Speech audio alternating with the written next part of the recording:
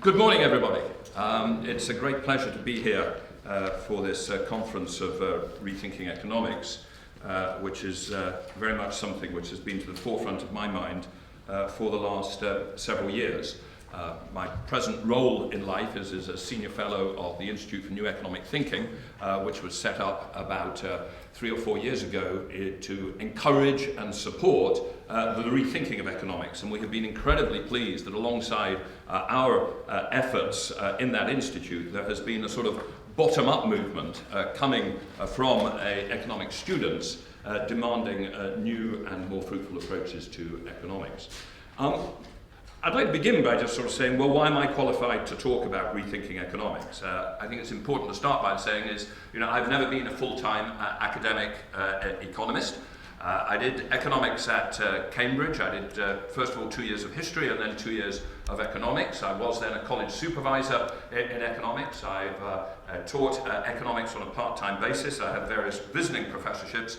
But I have not ticked the point of peer-reviewed academic articles which are required to progress in the formal line of being a full-time academic. We could debate later whether that's a good thing or a bad thing, because the role of peer-reviewed academic journals is one point which sometimes some people would suggest defends the orthodoxy. What I think I can claim to be, however, is that more than most people, I have tried to use the output of economics, because as Huang mentioned, I have chaired a whole series of public policy bodies which are deeply involved with economic theory. Those include the Low Pay Commission, which sets the minimum wage, the Pension Commission, where the proposals which we brought forward produced a major change in UK pension policy, the UK Climate Change Committee, which advises the government on our targets for achieving carbon emissions and recommended that we could achieve a reduction of 80% by 2050 at very low economic cost. And the one that took up most of my time, the Financial Services Authority from 2008 to 2013. And so that does give me quite an experience to reflect on how public policy uses economics. And as part of that, I have spent time thinking about what is good in modern economics and what is not so good.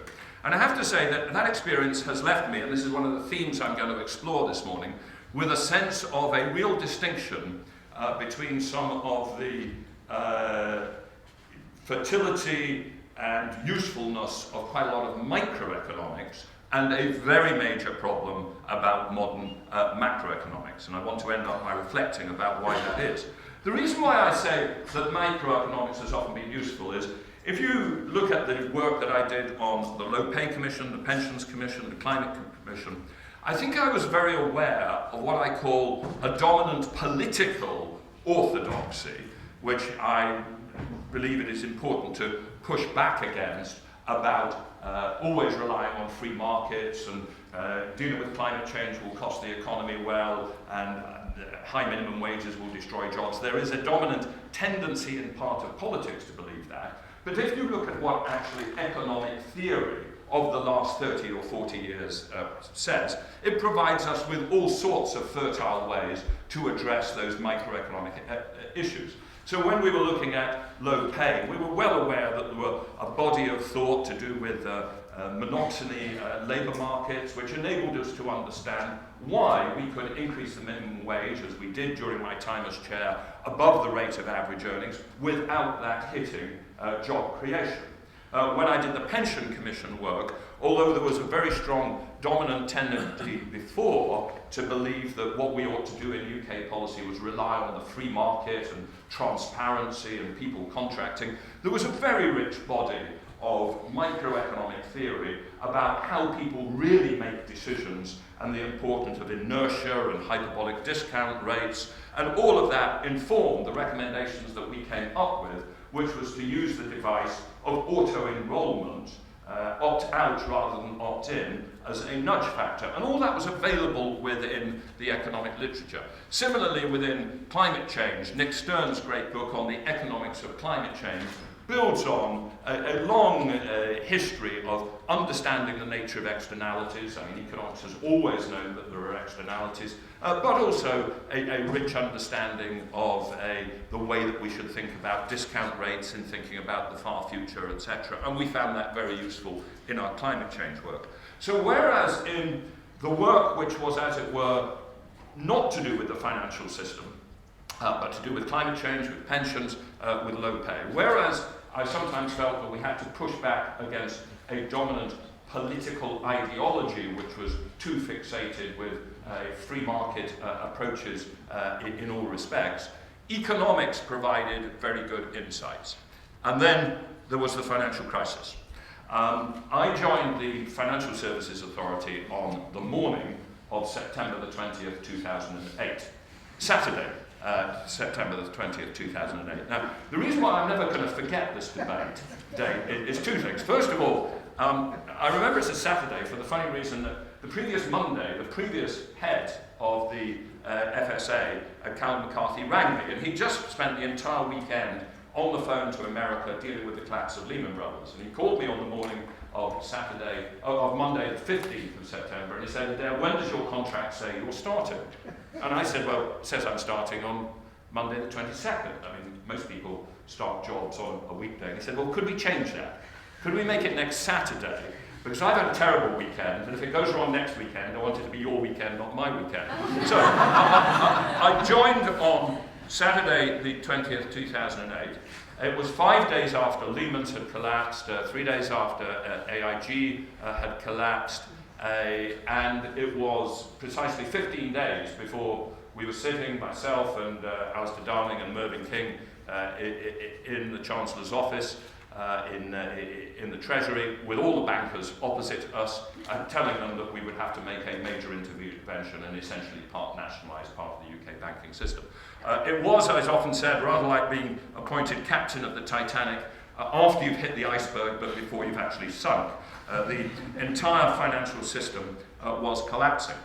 And obviously, the immediate focus over the next few weeks and months was to deal with that crisis, but as one began to get time to think about it, I read in economics, I tried to go to different books, articles which would help me understand what had occurred in this crisis, because I wanted to make sure that we didn't simply patch up the system, that we asked fundamental questions about why it had gone wrong. And 2 points I'd like to make about that. First of all, that is a hugely important question, because the financial crisis of 2008 has had a dramatic effect on people's welfare. The rate of GDP per capita, I'm going to come back later to whether we ought to focus on GDP per capita, but let's take that for now. Living standards across the developed world are some 10 to 15% below where they would have been on pre-crisis trends. In many countries, they are not back to the peak before. Lots of people have lost their houses, lost jobs. There has been an exacerbation of the trends of inequality which were in place before. I'm not at all surprised with Sam's comments earlier that a lot of young people, their entire experience in growing up now is driven by a post-crisis recession which has caused immense economic harm, which has resulted in cuts in public expenditure, which have hurt valued public services. This is an economic disaster. So that's one point about it. The second point is economics totally failed to see it coming. The Queen famously turned up to the economics department at the LSE and said, why did no one see it coming? Well, it's worse than that. Macroeconomics not only failed to see it coming, it developed a theory in which it was impossible. I mean, broadly speaking, in macroeconomic models, the crisis which occurred in 2008 could not occur. Well, it's very difficult to see a crisis coming if you're working on a model which has assumed axiomatically that no crisis will ever occur. So this is immensely important. And I then began to think about, well, why did it occur, and what does economics tell you about it, why it occurred? And what has intrigued me over the last 4 or 5 years is that most that I have found really useful in understanding why it occurred has not been modern macroeconomics. I have gone back to reading some things which I think I read as an undergraduate, but not since then. Wicksel's Interest and Prices. I'm willing to bet very few undergraduates these days read Knut Wicksell, Interest and Prices, 1904. Keynes, more the treatise on money than the general theory in this respect. Hayek as well as Keynes. We sometimes think of Hayek as counterpoint to Keynes, but Hayek's understanding of the nature of credit and money, I think, is far deeper than a lot of modern macroeconomics. Economic history, including Milton Friedman and Anna Schwartz, Monetary History of the USA, the chapter on the Great Contraction, 1929 to 33, has far more insight in it about what goes wrong when you have banking systems that collapse than most modern macroeconomic theory, and various other bits of economic history, including Ben Bernanke's essays on the Great Depression. But I didn't find all that much useful in modern macroeconomics. Willem Buiter, I don't know whether you've ever had Willem Buiter to one of your conferences. Willem has a wonderfully acerbic sense of wit. He wrote an article 2 years ago with the wonderful title, The Unfortunate Uselessness of Most Modern Macroeconomics. So this got me thinking, and I have been since then very much on an intellectual journey, not just to be a user of what's coming out of economics, but also to go back to think about what is going on about economics, why is it providing us good answers in some areas and not good answers in another. Part of my sort of steps along that intellectual journey was when I gave the Lionel Robbins Memorial Lectures at the LSE in 2010, and they produced the book which Huang referred to earlier, Economics After the Crisis. Now, I'm going to challenge many aspects of modern economics this morning, but you know, incentives do matter. I've got up here at 9 o'clock in the morning, and my publisher would be horrified if I didn't advertise my book. You know, there are straightforward bits of economics still at work here. This is what the book is, except this actually is the Chinese translation of the book, which I launched in Beijing last week. But over there at the book fair, you can actually buy the English version of the book. I don't think they've got the Chinese version, but we could arrange that if you want. So, since those Lionel Robbins Memorial Lectures, which, as I say, were a point in the evolution of my thinking, I have spent a lot more time looking in detail at one particular issue within it, which is the dynamics of the financial system, and the links between finance theory and monetary theory, and the fundamental issue of why is finance so unstable. That is essentially the second chapter of Economics After the Crisis, but I have now expanded that into a new book, which I just dispatched 2 weeks ago to my publishers, and which will come out at the end of this year. It is a book in search of a title. It will be something like Debt and Instability, or How Debt Screws Up the World, or Taming the Beast, or Why Does Finance Go Astray, or something like that. But I'm going to talk a little bit, therefore, today, both about the structure of what I set out in Economics of the Crisis, but with an expansion of the middle bit about why is finance so unstable, and what does that tell us about modern macroeconomics. Now, the starting point to my book on Economics After the Crisis was to observe that there has developed, and I think developed in the 70s, 80s, and 90s, a very dominant political economy ideology, which made a certain set of assertions, and which tended to believe that those assertions were supported by good economic theory. And I would suggest that there are three elements to those assertions, which I deal with in the three chapters of my book. The first is a set of assertions about objectives. And broadly speaking, the assertion is that we know the objective of economic policy, and indeed almost of politics, and it's economic growth. That we need to grow GDP per capita, because if we grow GDP per capita, we will grow human happiness, human welfare, human utility. Very strong assertion that we know the objectives of economic and indeed of public policy activity, from which you get this extraordinary focus on whether we are growing a little bit faster than France or a little bit faster than Germany, a very strong focus on that. And within that, a belief that inequality is justified to the extent that, and because, it is a spur to economic growth. There is what I call an instrumental justification of inequality, a completely different justification of inequality than that which a conservative would have put forward in the 19th or 18th century, where they would have asserted a natural order or a hierarchy. You have a very strong idea that we need significant inequality because it provides incentives, it drives a meritocracy, which drives growth, which makes everybody happy because there is a rising tide that all raises all boats. So that's the first assertion about objectives. The second assertion is about means. Just by the way, the reason why this is subtitled Objectives and Means, Economics After the Crisis, Objectives and Means, it was the Lionel Robbins Memorial Lectures, and Lionel Robbins himself wrote a famous essay on the objectives and means of economic policy back in about 1930. So the assertion about means is that the means to maximum growth is the maximum liberalization of markets. The more free markets we have, in formal economics terms, the more complete markets, the more that we liberalize, the more that we privatize, the more that we unleash incentives, the more that we use the power of contracting, the more that we will drive growth. This is very much the neoliberal consensus, which applied both to the market for water, the market for electricity, the market for health, as well as the market for finance.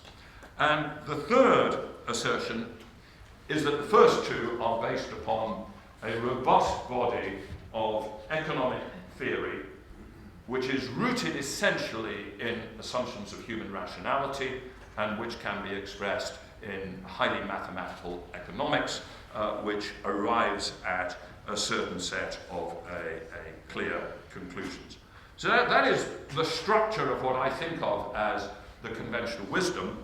And today I'm going to make a comment on each of those three elements of the conventional wisdom, though I'm going to focus primarily on the issue of markets as a means to growth, and primarily on the issue of what we can say about financial markets. So the first question to ask is, should we be pursuing economic growth at all? And I think it is very important for us to start with that in economics, because we can't just sit there assuming that economic growth, as measured by standard GDP measures, is good for human welfare. And there is, as many of you will know, a significant body of evidence which has been put forward by all sorts of economists, for instance Richard Layard in his book Happiness, which Bruno Frey, Alois Stutzler in Switzerland, many other people, who've basically gone back to the basics and say, well, okay, we keep on trying to achieve economic growth. Is it making people happy? And of course, there are great difficulties of measuring happiness. I ask you, are you happy? Do you feel happier than before? There are huge methodological problems about how on earth do we compare that? Is there consistency, etc. But insofar as this data tells us anything, it tells us that we've got to be pretty doubtful about the idea that above some level of GDP per capita, there is a straightforward relationship between GDP per capita growth and human satisfaction. So if you look at Japan, seems that Japanese life satisfaction on some surveys is sort of stuck where it was in 1958. That is quite extraordinary, because between 1958 and 1990, Japan became about the richest country on earth. More obviously, perhaps, America, which was already a very significantly rich economy in 1945, not much sign that happiness has gone up. If you look at the whole body of this data, and it is contested, it's contested by people like Angus Dayton and others, which I report and try and have a balanced point of view in the book. But if you look at the overall balance of data, what I think it suggests is that when you take people from $1,000 a year to $20,000 a year, and you provide them with running water and sewage, and the women don't spend half their day, picking up water from the well, and basic good food and basic healthcare, there is a transformation of human welfare. But that once you get to the sort of level of GDP per capita which, say, the UK got to in 1950 or 60, that beyond that, at very least, the correlation between rising GDP per capita and some measure of utility or welfare or happiness is at least less strong and less certain. I won't take it further than that, because there are some people who would say, no, there is still some correlation, or there is a likely correlation. But what I will assert is, it is at least less strong and less certain. And I think we have a pretty good idea of why that is the case. We start with a basic idea, a sort of psychological point of view of, satiation, that, above some level of material goods, more material goods don't make you happy. I mean, most of us have a limited desire to own more washing machines. I mean, one strikes me as enough. Two aren't going to make me much happier than that. Quite clearly, there is also a hierarchy of human needs, being warm or cool in a hot climate, having enough food, having enough housing. These are basic human requirements. Beyond a certain level, further progress is less important. And beyond a certain level, it is clearly the case, and a lot of economics tries to avoid this, but I think it is clearly the case, that relative income must matter. First, one of the things that we undoubtedly do, and Keynes set this out very clearly as we get richer, is we reach satiation in things that we really need. And Keynes's phrase was, we devote our incomes to buying things that put us above our fellow beings, that signal that we are better off. We put money into buying positional goods, like very, very large handbags or other items of fashion. Now, there's nothing wrong with fashion items. Fashion is part of the process of human creativity, but I think it's inherently unlikely that it makes us richer. That it makes us happier. It's simply there. Each year brings new fashions on which, if you want, you spend more money, but it is partly a positional good, a blend type, a conspicuous consumption gain. And that matters because we also know that one of the things that's been happening in the last 30 years is very significant increases in inequality. So if you look at the US, the figures are quite startling. If you look at the bottom 20% of the US income distribution, real earnings are essentially exactly where they were in 1980, while the top 1% has gone up about 300%. And there are many ways in which, in a modern economy, as we get richer, we cannot avoid paying attention to other people's income as well as ourselves. There are at least three different ways in which happiness may be a function of others' incomes as well as our own. The first I've mentioned already is a rising expenditure on fashion or branded goods, goods which where the whole purpose is in part to signal a relative status. There is also, and I think this is absolutely crucial, an increased competition for inherently limited supply positional goods. One of the things that people do as they get richer is spend an increasing percentage of their income buying housing. And the reason why they spend an increasing percentage of income buying housing is that they are in a zero-sum competition with everybody else to live in the nicer part of town, or the more fashionable part of the town, or the more interesting part of the town, or the part of town which is closer to their work rather than far away from their work.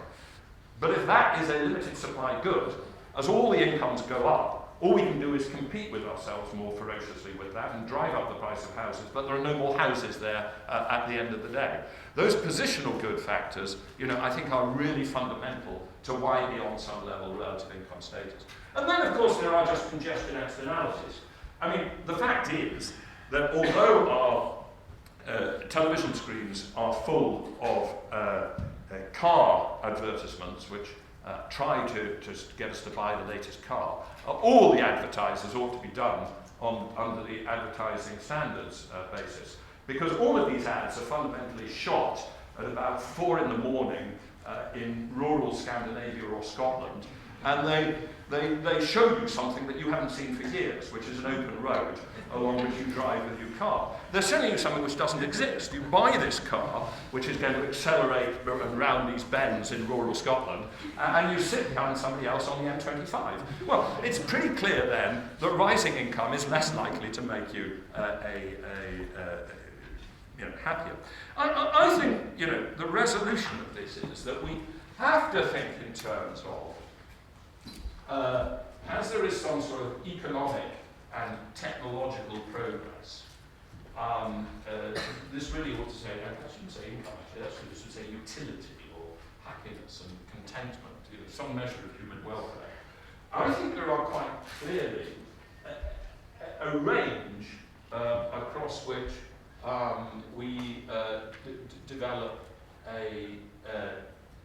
there is a strong relationship, this is as it were through time, in which I fundamentally think human beings in Britain have a much better life than they did in 1800, and that transforming from low levels of income to moderate levels of income is very important and is the whole area of development economics. But there does come a point beyond which in developed economies where the income line keeps on going up and the contentment line doesn't necessarily. This has, I think, got a major set of implications, because what it also implies is that it's highly likely that as we progress further in income, there are some aspects of what we spend our income on which will deliver increases in utility, and some which won't. One can almost think in terms of a sort of utility functions, something like this, that in terms of as we get richer and can spend more money on better healthcare, that is probably continuing to give us an increase in utility or happiness. That in relation to branded or fashion goods, it's probably just keeping us at the stable level of contentment. Nothing wrong with that, but it's unlikely to make us happier. And then there are others where the higher income gives us congestion and environmental damage, which is adverse to utility. Now, what comes out of that is that it doesn't mean that one shouldn't be in favour of economic growth, because economic growth may still be important for some things that are valuable. But it does mean that we can't simply assume that squeezing out the last little percentage point of GDP will necessarily produce happiness unless we think fairly deeply about how that extra increment is being spent, which means that you can't entirely separate the issues of the distribution, the equality of distribution, or the composition of how we spend it from the simply maximizing the growth in the way that the dominant philosophy of the last 30 years has assumed. The other thing I want to say before moving on from this issue of objectives is, does this reduce the case for, as it were, market economies as against planned economies? It reduces the instrumental case, but I think it still leaves us actually with a very important case for market economies rather than planned economies. And it's one which is in the early thinkers of political economy, in David Hume, in Adam Smith, but also recently very well expressed by Amartya Sen in his book on development as freedom. But the question he asks is this: suppose it had been the case that, contrary to Hayek's assertion that a planned economy could never be as efficient as one which uses the price mechanism to signal an efficient allocation of resources. Suppose it had been the case that a planned economy like the Soviet Union had been as good at delivering GDP per capita growth as the market economies. Would it have been an equally good society?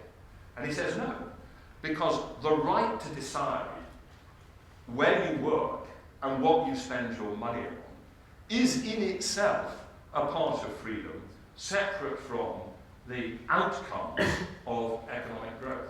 And I actually think we should see part of the case for a market economy, by which I mean an economy in which people can decide to set up a new business, can contract to employ other people, decide where they work rather than being told where to go by a planned mechanism, that has a benefit because it is a part of freedom, because it is a socially valuable stuff, separate from the maximization of growth. But if that is the case, you then have to have a more nuanced attitude to the market economy. It means that you are quite willing, for instance, in pursuit of climate change objectives, to say, well, I do want a growing economy, but if to have an effective climate change objective, my economy is going to grow at 1.5%, not 2%, that's fine. I think that increasingly we should see growth as the likely product of other things desirable in themselves, such as a reasonable degree of economic freedom, rather than something that we have to be fixated by and keep maximising.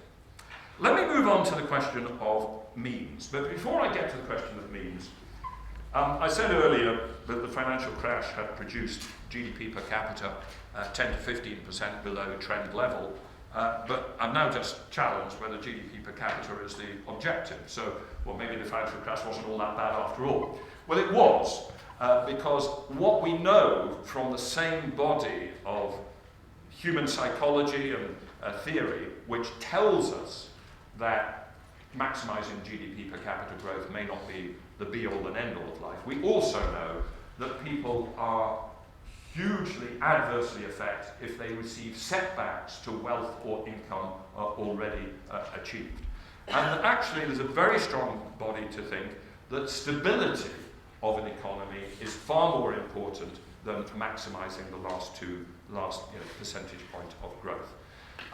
The 10 to 15% below where we were has had a major impact because it has produced the public expenditure cuts that we've had. It's produced unemployment, and we know that unemployment is an immense cause of a worry. It has driven higher inequality. So there's nothing about doubting whether we should be a little bit more relaxed about whether the growth rate is 2% or 1.8%. That still means that if you suddenly get a shock which drives down growth in employment and wealth, that is still adverse to human welfare. Now, the assertion before the crisis was that we know how to maximise growth, and that broadly speaking, it's about market liberalisation. Paul Krugman has a wonderful phrase about markets, which is all perfect markets are perfect in the same way, all imperfect markets are imperfect in their own particular way. Some of you may recognise that as a nice little inversion of the opening lines of Tolstoy's Anna Karenina, where all happy families are happy in the same way, all unhappy families are unhappy in their own particular way. But it captures a crucial insight that what economic theory tells us is that we have a model of perfect markets in which everything works in a sort of Kenneth Arrow de Breu, general equilibrium, complete markets theory, and we arrive at a bliss point of a Pareto efficient optimality, etc. But actually, most really interesting economics is about imperfect markets. And for instance, Kenneth Arrow, who was responsible with Gerard de Breu for that famous article on the competitive equilibrium, spent pretty much the whole of his life exploring the imperfections of market, imperfections of health markets, etc. We know that markets vary, but there are some markets where, although they are imperfect, actually the basic proposition of let's just liberalise them and getting on with them is as good a way as any to have good results. And pretty much we don't know a better way to produce a good supply of restaurants than to leave it to free market competition and let them get on with it. And anybody who doesn't believe that did not visit a restaurant behind the Iron Curtain before the fall of the Soviet Union. In some areas, markets work.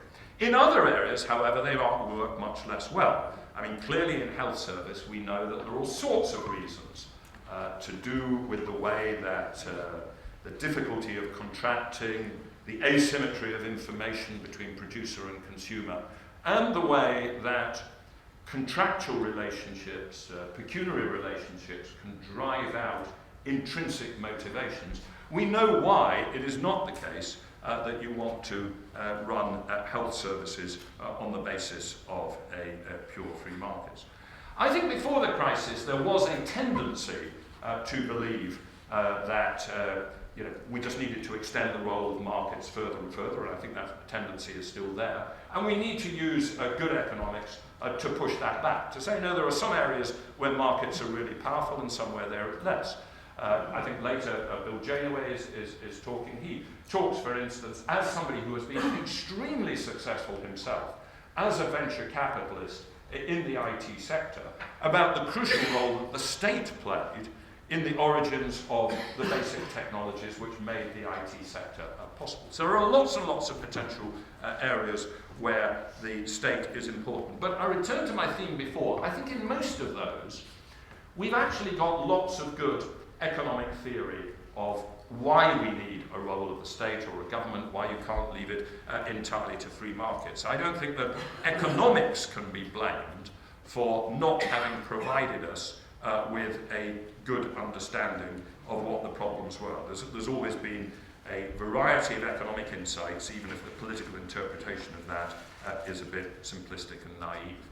But I think when you turn to the financial sector, at least in the dominant ideology, the extraordinary dominance of the idea before the crisis that free markets would provide the correct answer was dramatically out of line with the fact that finance is one of those imperfect markets which is imperfect in its own particular way, and it is deeply imperfect.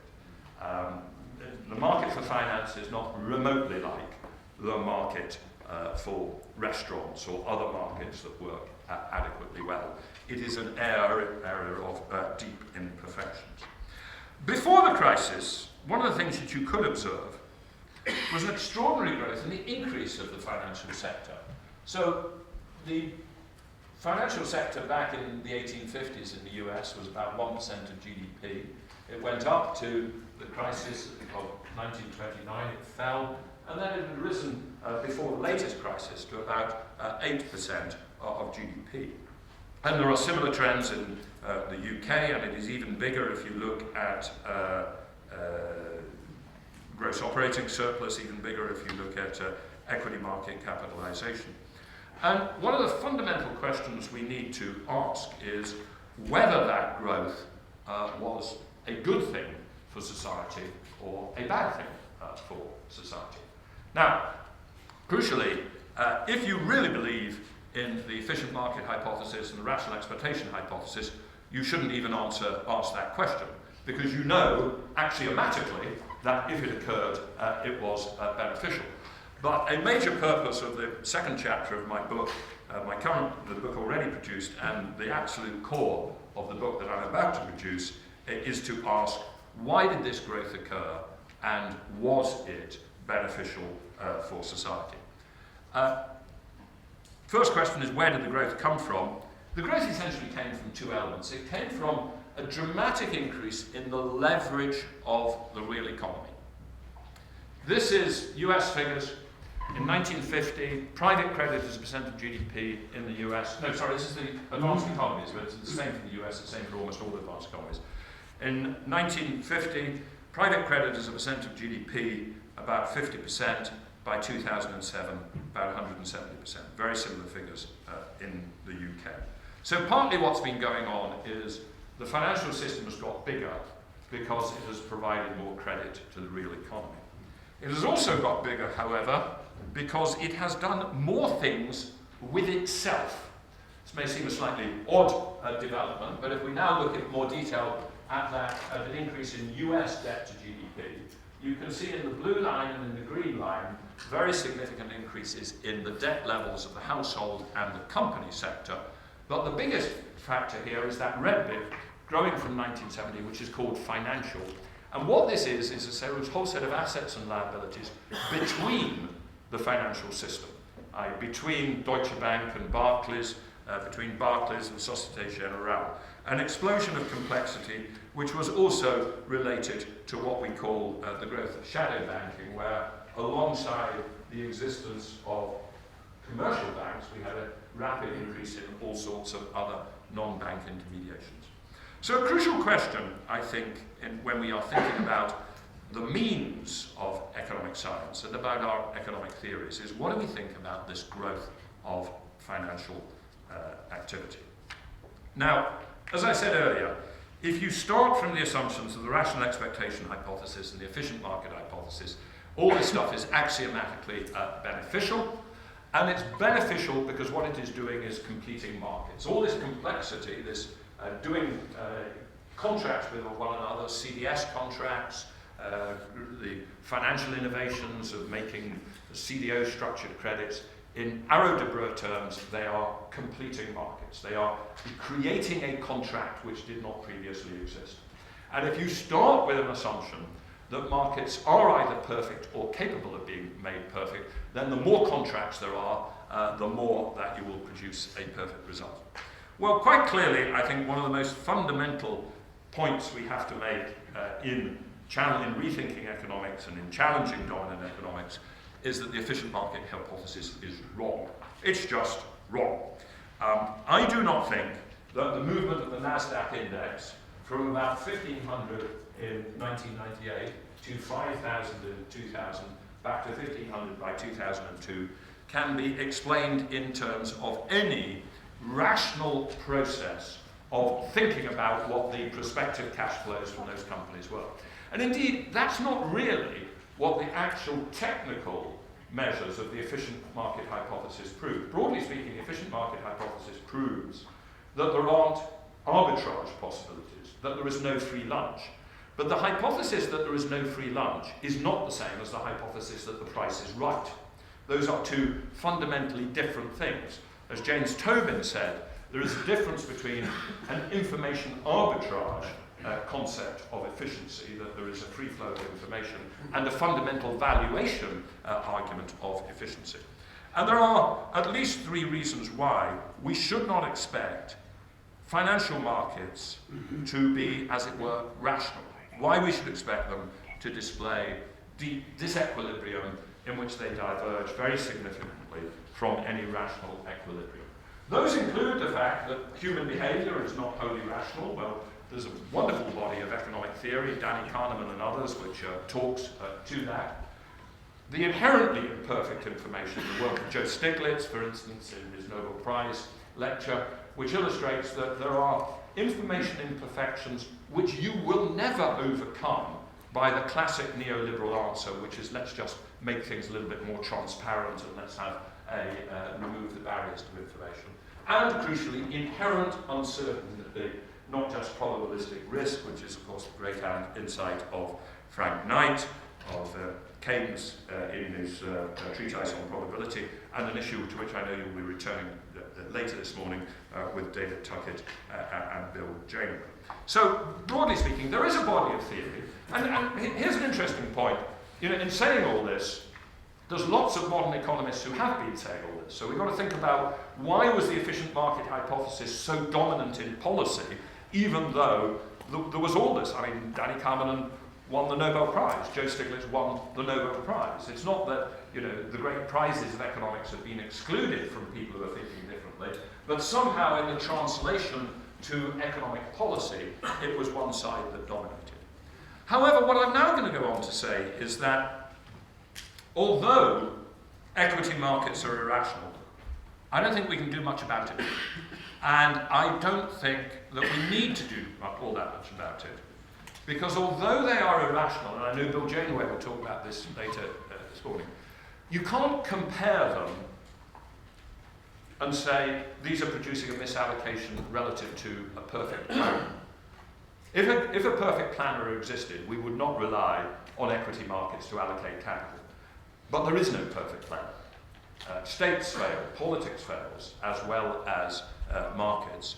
And although this is an irrational process, it is also a process which at the end of the day gave us Google and Amazon, etc. Equity markets are inherently irrational. We cannot stop them being irrational. They are occasionally disequilibrium. But they may do the job that they need to do better than the perfect planner that doesn't exist. It means we have to supplement them with all sorts of things like the role of the state in development, and Mariana Mazzucato writes very well about that. But it doesn't mean that we can necessarily assume that we can get rid of them entirely. And crucially, equity market volatility in itself does not produce macroeconomic harm, such as the crash of 2008. All financial crashes on that scale, which have actually had major macroeconomic effects, derive from debt contracts, not equity contracts. And one of the most fundamental things we've got to do in monetary economics and in rethinking economics is to go back to the nature of what is the distinction between an equity contract and a debt contract, and to understand that financial instability and the harm that comes from it derives from the interface between the inherent instability of any liquid financial markets and the specifics of debt contracts. This, I think, was one of the things which was most badly done before the crisis. Broadly speaking, if you try to understand the role of debt contracts in the banking system in pre-crisis finance and monetary theory, you get the following two perspectives. You get a finance theory perspective, and it's all about how we need debt contracts, how we would not achieve the mobilization of capital which is required in a market economy if every investment you made had to take an equity form. That we would not have built the railways of 19th century Britain if every railway company had only been able to raise equity, not debt. And it's a good theory, and it's a theory which is robust enough to suggest that there are some countries in the world which may not have enough finance. And indeed there are empirical results that say things like India has only debt to GDP of 15%. It needs debt to GDP, private credit to GDP of 30% in order to mobilize capital, in order to enable people to create businesses, etc.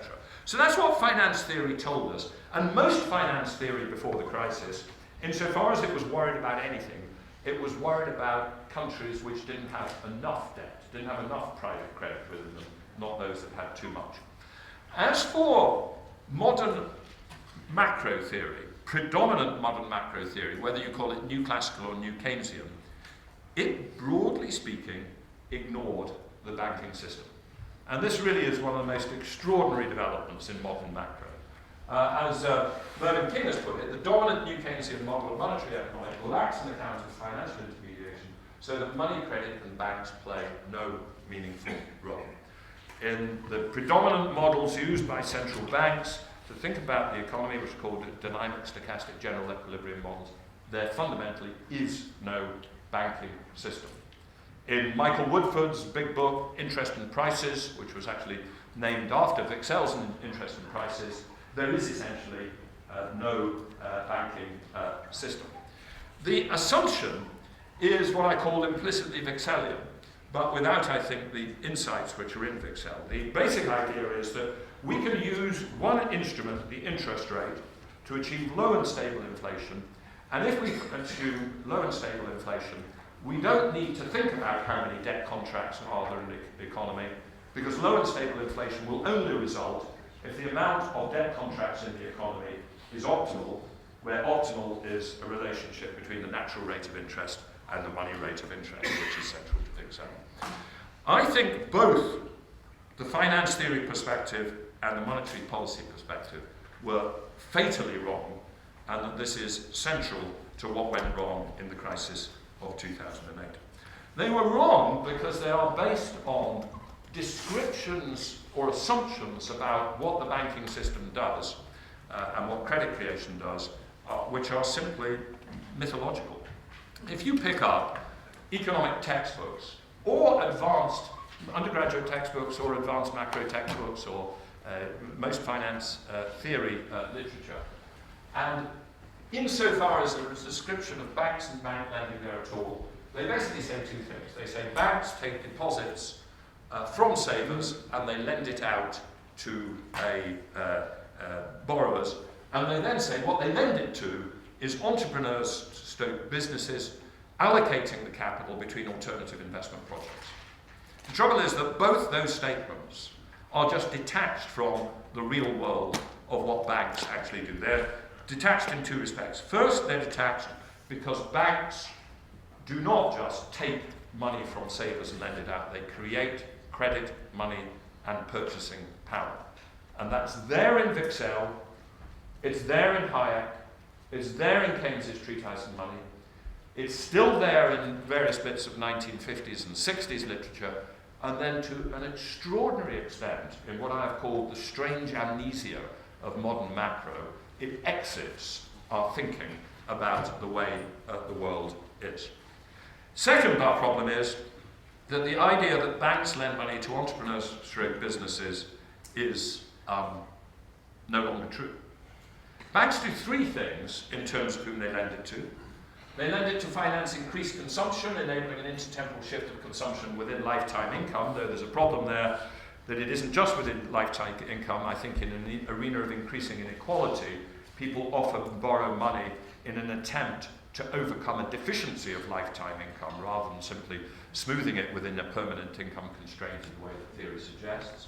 It is used to finance capital investment, real estate or whatever, but actually the majority of finance in modern advanced economies of debt finance finances the purchase of assets that already exist. It finances a competition, and it goes back to the point I made earlier about positional goods. It finances a competition for the ownership of existing real estate and ultimately for the scarce supply of urban land on which it sits. My calculations are that only about 15% of all lending by the UK bank system is actually to what the textbooks say we are lending it to, which is to new businesses to make new capital investments. And those figures are reflected in an extremely good new article coming out by three very fine economists, Oscar Yoder, Maurice Schullerich and Alan Taylor at UC Davis, who've looked at total bank lending for 17 countries going back to 1870, and they show the relentless rise in lending against real estate. And the way they sum it up is they say, as late as the 1920s or even the 1960s, the banks in majority were doing what the textbooks say they do, which is lend money to entrepreneurs stroke businesses for capital investment. But that has ceased to be the case. And what is extraordinary is that we didn't notice this, and we didn't notice the implications of this, even though it was staring us in the face. We have bodies and bodies of finance literature, beautifully mathematically described, which arrive and illustrate great equilibrium conditions and play around with all sorts of fancy mathematics that I once knew and have forgotten how to do any longer, which are based upon assumptions about what the banking system has done, which are simply wrong. Now, why does this increase in real estate lending matters? It matters because if we are fundamentally lending large amounts of money, which we can create ex nihilo, because that's what banking systems do, to compete for the ownership of a pre-existing asset, then you end up with the only thing that can give is the price. And at the core of financial instability and what went wrong in 2008 on a massive scale is the relentless process whereby if you are extending credit against an asset which cannot be reproduced or is at least in inelastic supply, the more credit you extend increases the asset prices, which generates both through borrower effects and lender effects more credit, which increases asset prices yet further.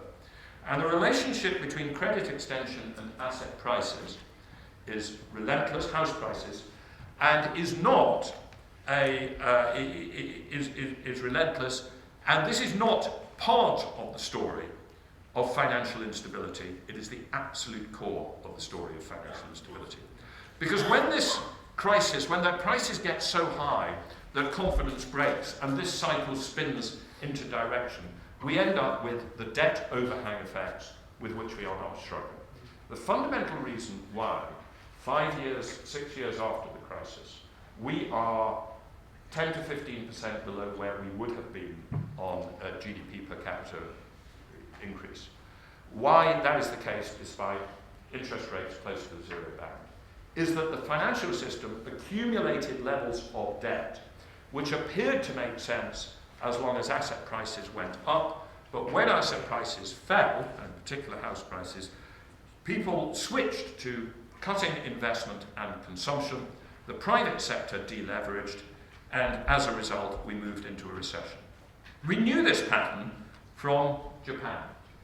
After the financial boom, the credit asset price boom of the 1980s, the Japanese private sector moved into a long attempted deleveraging. What happened inevitably was that the public debt increased in an offsetting element, in an offsetting and useful fashion. Public deficits increased, but with the result that public debt, the stock of public debt, the blue line there, relentlessly increased. Once we have created too much credit in the private sector, we then get a shift of it to the public sector, and then we start worrying about public sector debt sustainability. That pattern, which was familiar from Japan, has been seen in all advanced economies since the financial crisis. What you can see is the build-up of private debt, the beginning of deleveraging, but a public debt increase that more than once offsets it. You may wonder why the Spanish flag is waving at you. That's because my assistant Lena is Spanish. Somebody said, is that Spanish economy waving or drowning? But, the pattern is relentless. And it places us in a very, very difficult environment, because you then get the arguments about austerity. You get some group of people who say, in the face of rising public debt, we've got to contain the public debt. There's others who are saying, yeah, but we should be allowing the public debt to increase because it's the only way to offset deleveraging. Now, I'm not going to go into those debates today. I think you have discussions on the politics of austerity later. But the crucial thing is, we should never have allowed the debt to accumulate in the first place. Because once you allow the free market system, as it will, to create too much debt against real estate, you get into a situation where there are no easy public policy options. You are making a set of choices between alternative adverse policy options. So the crucial thing which I've been concentrating on recently is, why did we appear to need all this debt? What I call the dilemma. The pre-crisis path of nominal GDP growth in most advanced economies was about 4 to 5%. And the central bankers were very proud of this. They said, this is the great moderation. We've achieved exactly what we want. We've got about 2 to 2.5% real growth. We've got about 2 to 2.5% inflation. The great moderation has been achieved, low and stable inflation. Alongside that, the pre-crisis path of credit growth, private credit growth, was 10 to 15% of GDP. And at the time, it appeared we needed that credit growth in order to achieve an adequate growth rate of nominal GDP. But if that really is the case, if we need credit growth faster than nominal GDP growth in order to achieve adequate nominal GDP growth, and if eventually that credit growth produces a level of leverage that produces crisis and a post-crisis recession, then we don't have an equilibrium economy. We have a system which is out of control. And this is actually a fundamental issue. I think this is really one of the most fundamental issues in economics, and it was brilliantly put by Minsky in these words, demonstrating that an exchange economy, the economy of seed and corn, economy without money, is coherent and stable. The exchange economy of an arrow de Breuer competitive equilibrium does not demonstrate that the same is true of an economy with capitalist financial institutions. And I think one of the most fundamental issues in economics, in macroeconomics, is the situation unstable. Now, I don't think it needs to be. I think the fundamental reason why we have instability is that we have a particular form of credit extension which is not directly relevant to the process of nominal GDP expansion, but which does produce an increase in leverage, an eventual crisis, and a post-crisis recession. And I therefore think it's essential, and I know that Richard Werner, I think is coming later, will return to this, that we have a much more disaggregated view of the role of credit within the economy. There was once, somewhat discredited these days, a simplistic idea of a quantity theory of money, in which the velocity of circulation of money is stable, the increase of money supply is therefore proportionately related to the increase of nominal GDP. I think we have to move away from that to what Richard Werner has called a quantity theory of disaggregating credit, where we understand that an increase of credit against real estate which is in finite or inelastic supply, will tend to produce an increase in the price of real estate, and that credit extended to finance GDP transactions may tend to expand GDP transactions.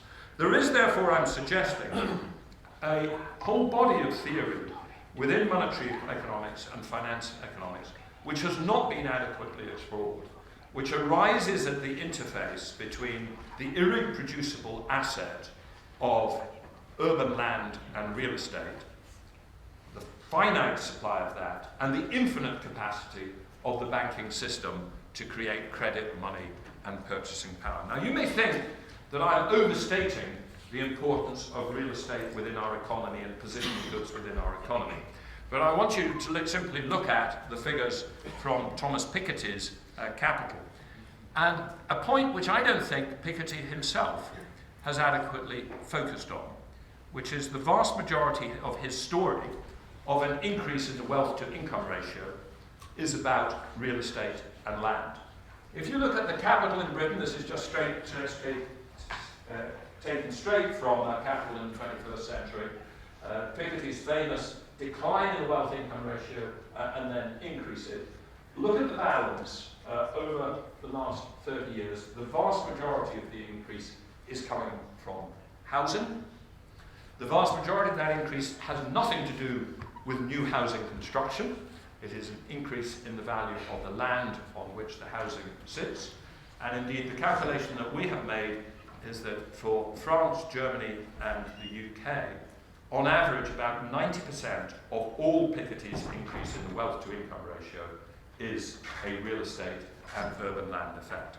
I think, therefore, one of the most fundamental issues in economics is this interface between the potentially infinite supply of credit and public money coming up against the inelastic supply of locationally specific land, which in an environment where, as we get richer, to go back to my point earlier, we will spend more money on a competition for positional goods. The demand for land is a highly income elasticity. It displays an income elasticity of greater than 1. We have a price at the core of our financial system and at the core of our economy, which is deeply disequilibrium. The implications that come out of that, and I think come out of the whole analysis of Piketty's work, is that capital asset stocks matter in a way that most modern macro has ignored. That economic rent matters. We've tended too much to focus in modern economics on capital and labour. We need to return to some of the stuff which is there in people like David Ricardo of rent as well as capital and labour. And we need to think about credit, money, and purchasing power. Now, I'm going to finish in just a few minutes. There was one extra thing I was going to say on the financial system, which I'm just going to very, very briefly refer to. What I've been talking about so far is that dramatic increase in leverage within the financial system and the instability that it created that you can only understand if you go beyond the textbook definition and the assumption that credit is financing investment and actually ask real questions about what it's actually doing. The other thing that I showed you earlier was the huge expansion in the intra-financial system complexity, right? The deals being done between Barclays and Deutsche Bank and SocGen and Goldman Sachs, etc. That reflected the proliferation of a whole number of different contracts and liquidity and trading within the financial system. And also the complexity of shadow banking, securitization, and product innovation. The whole alphabet soup of CDS and CDO and CDO squared and CPDO and CLO, which if there are economists here, I fear there are, who are tending to head off to the investment banking nirvana of money, the sort of stuff that the investment banks got up to before the crisis. All of that complexity, was it of any value? What is interesting is that before the crisis, there was a very strong belief that it did. And that was reflected in the output of the very people who were meant to warn us of any instability in the system. So there is a document called the IMF Global Financial Stability Report. It comes out twice a year in April and October, and it says, here are the risks in the global economy. And this is what it said in April 2006. First of all, it said, credit derivatives, they're great things. right? Because they enhance the transparency of the market's collective view of credit risks, provide valuable information about broad credit conditions, and increasingly set the marginal price of credit.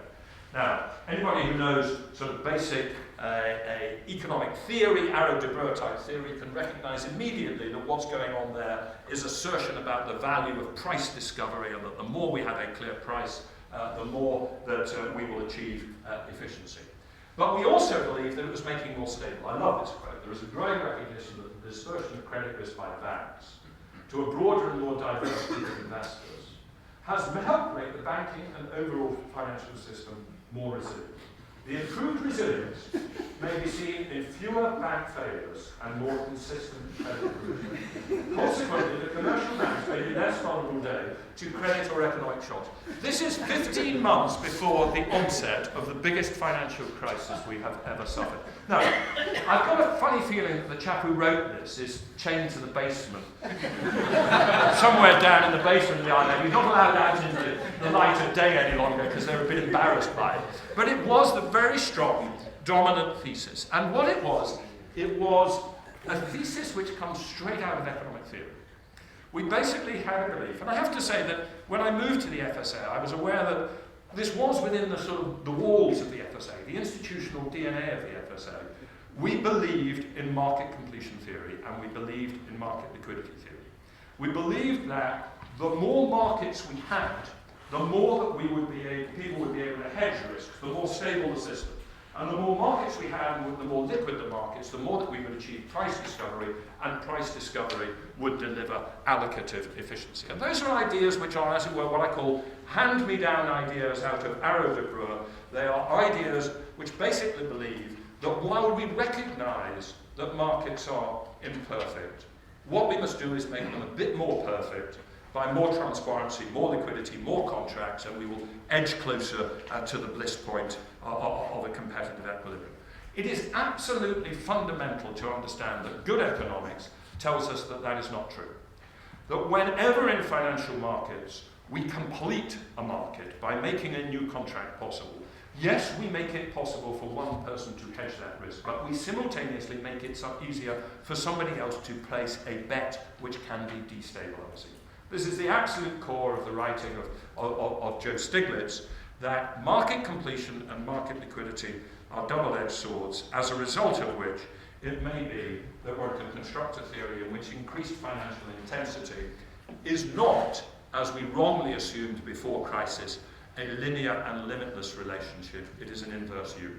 A capitalist system needs a certain level of financial intensity, but a free financial system left to itself will go beyond the point of social optimality. Let me try and sum up.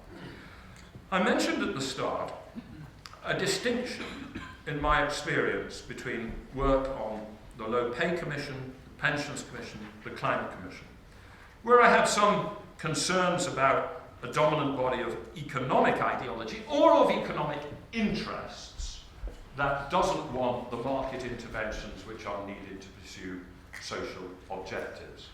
But where my overall belief was that I could reach out to bodies of economic theory which provided rich insights into each of those problems. But that when I turned to macro, I was aware of something very different. And I think it is in macro and in the financial crisis, and that is why Rethinking Economics came out of the crisis of 2008. It is in macro that we really got it wrong. Now, why did we get it wrong? We constructed macro theories essentially on the basis of the efficient market hypothesis and the rational expectation hypothesis. The rational expectation hypothesis is bluntly one of life's odder constructions. Not everybody in this world may be, in this room may be an economist, many are, but just in brief, the rational expectations hypothesis asserts that all agents within an economy have a model of the evolution of future events, which is a rational model, and indeed it is the same rational model which economists who have developed the rational expectation hypothesis have of the future evolution of the economy. Now, I have to say, once you write it down and look at it and then read it again, you think, well, what is this? It sounds gobbledygook. In essence, it is based on the idea that human beings are rational, but it is also based on something even deeper than that. It is also based upon the belief that the future is a probabilistic distribution, that as it were, each time period is a sample from a given universe of events. And that you can therefore reduce your expectation of what the future will bring to a probabilistic, a stochastic distribution. And that if in addition you are an entirely rational person, untroubled by a sort of Donny Kahneman-like evolved bit of the brain which might lend you towards emotional responses. But if you assume both that the future is a stochastic distribution and that you are an entirely rational person, then we can construct the body of modern macroeconomic theory, which takes us on to representative agent models and takes us on to DSGE. But neither of those assumptions is right. We are not wholly rational people individually, nor is the future a given probabilistic distribution. It is deeply determined in the social processes of human beings by what we do at the moment. It is, as George Soros has said, reflexive, it is uncertain, and as a result, as Mervyn King put it in a good lecture on uncertainty in macroeconomic policymaking in 2010, there are actually in economics probably few genuinely deep and therefore stable parameters in economics, as distinct from in physical sciences, where the laws of gravity are as good as an approximation to reality one day as the next. Economics has suffered from a sort of physics envy.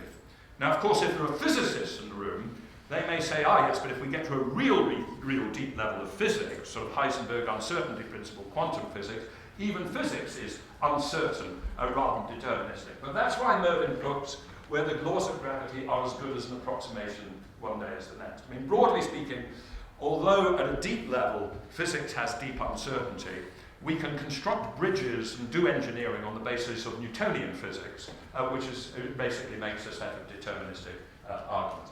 We cannot do the same with economics. We need to develop an economics which takes all the rich insights from microeconomics about market failure, inherent market failure, which takes the insights from behavioral economics and puts that into macroeconomics. I heard it very well described by Joe Stiglitz the other day. He said the fatal failure which went wrong in macroeconomics was, back in the 1960s and 70s, we decided that post-war Keynesian, post-Keynesian macroeconomics, which tended to try and understand the world by the movement of a set of sort of high-level amounts, ISLN curves, C plus I plus G equals X, lacked good micro foundations. So we wanted to develop good micro foundations of macro. The only trouble is we based it on terrible micro foundations. We based it on the most simplistic form of old-fashioned micro, which assumes that all people are rational and all markets are efficient. We did not base it on the very, very good elements which are coming out of microeconomics today. So I think there is a big challenge in applying the many good insights, in particular in microeconomics, to a whole set of public policy arenas and avoiding the simplicities which sometimes dominate. I think in macroeconomics there is a deeper challenge to rethink, and that the crucial things are at the interface between inherent uncertainty, the inefficiency of markets, the infinite ability to create credit and money, and also the inelastic supply of positional goods, in particular real estate, which are increasing in importance as we get richer. All of which says that it is the case that economics has to be a very complex, demanding, human science. A quote you will have all seen, I'm sure, a quote from John Maynard Keynes: the master economist must possess a rare combination of gifts. He must be mathematician, historian, statesman, scholar in some degree. He must understand symbols and write in words. He must contemplate the particular in terms of the general and touch abstract and concrete in the same light of thought. He must study the present in the light of the past for the purposes of the future. Now, John Maynard Keynes was a very, very, very great man, but he was also very clearly a man of his time, constrained by certain assumptions. So I want, first of all, just to make an appropriate amendment here. But leaving that aside, I think there was one other problem about John Maynard Keynes' statement, was although he was limiting it to men and not all humans, I think really when he said this, he really thought there was only going to be one economist who would ever quite meet this high standard, and that was John Maynard Keynes himself. It is a rather high standard, but I think it is still a good guideline. Economics has to be mathematics, but it has to use mathematics, not be dominated by mathematics. It has to use history. There are so many insights in economic history. Statesmen, or if that means you have to think about the policy application. Economics, can be a beautifully elegant thing in itself, but it is only valuable if we think through the relationship to policy.